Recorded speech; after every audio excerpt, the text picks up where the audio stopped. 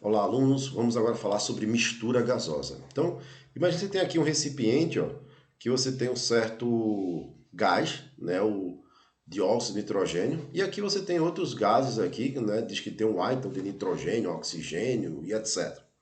E aí você vai realizar aqui, sabe, você vai abrir a válvula aqui do sistema. Quando você abrir a válvula, você vai ter uma mistura, que agora você tem nesse recipiente aqui, você tem o ar e dióxido de nitrogênio. Aqui é a mesma coisa, ar e dióxido de nitrogênio, ou seja, o gás agora, os gases vão ocupar todo o recipiente.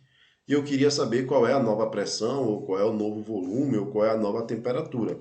Então veja qual é a nossa ideia aqui, certo? Nós temos lá para a situação 1, né, se eu tiver um recipiente 1, que P1V1 é igual a N1RT1. Não escrevo R1 porque é a constante dos gases, certo? Então, ela é uma constante.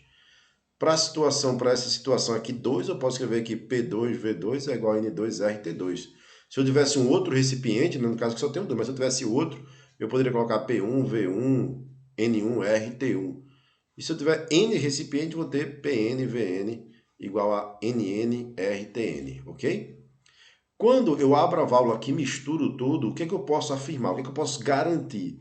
Que o N da mistura, o número de mol da mistura aqui, é a soma do número de mol de cada um dos recipientes. Então seria N1 mais N2 mais N3 mais NN, ok?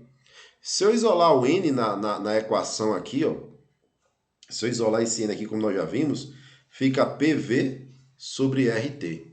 Então, só que eu teria R em todos os membros. Então, como R, como eu cortei todos os R, então fica PM, VM sobre TM, vai ser igual a N1, que é N1, P1, V1 sobre T1, mais N2, que é P2, V2 sobre T2, mais reticência PN, VN sobre TN. Então, essa é a equação dos gases para uma mistura gasosa, ok?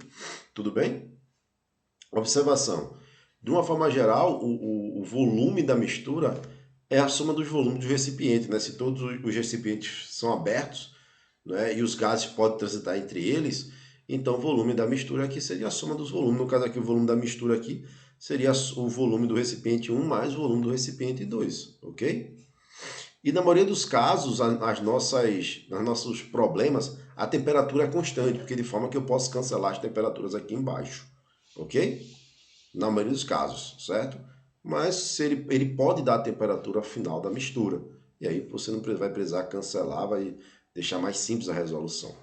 Então nós temos aqui um problema, um exemplo, certo? Eu não vou ler tudo, depois você pode ler, mas eu vou aqui para a parte final. Ó. Considere um recipiente cuja capacidade é de 8 litros, no qual são colocados 4 litros de oxigênio a 17 graus Celsius sob 2,9 atm de pressão e 10 litros de hidrogênio a 27 graus Celsius sobre aproximadamente 1,5 atm de pressão.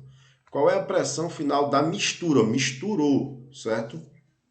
Dos gases, sabendo que a temperatura de equilíbrio do sistema é 47 graus Celsius. Então ele diz qual é a temperatura final. No final eles ficam em equilíbrio cuja temperatura é 47 graus Celsius, ok? Então, como é que eu vou fazer aqui? Eu vou pegar os dados. Ó. Nós temos primeiro um recipiente de 4 litros com 17 graus Celsius, certo? Com oxigênio 17 graus Celsius e uma pressão de 2,9 atm.